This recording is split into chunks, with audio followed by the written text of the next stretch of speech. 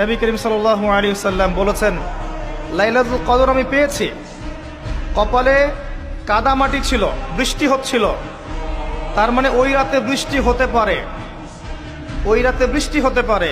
লাইলাতুল কদরের আলামত, রাতের বেলা বৃষ্টি হতে পারে। বৃষ্টি হয়েছে, তিনি নামাজ পড়েছেন, কপালের মধ্যে কাদা লেগেছিল, তিনি বের হয়েছেন, সাহাবীদেরকে বলবেন কোন রাতটা লাইলাতুল কদর, আজকের রাতটা লাইলাতুল কদর, এটা বলতে বের হয়েছেন। বের হয়ে দেখছেন দুজন মুসলিম আপোষে ঝগড়া করছে। লিসেন টু মি, দুজন মুসলিম আপোষে ঝগড়া করছে। আমরা বলি না যে মুসলিমদের মাঝে ইখতিলাফগুলো রহমত, আমরা বলি না? দুজন মুসলিম আপোষে ঝগড়া করছে।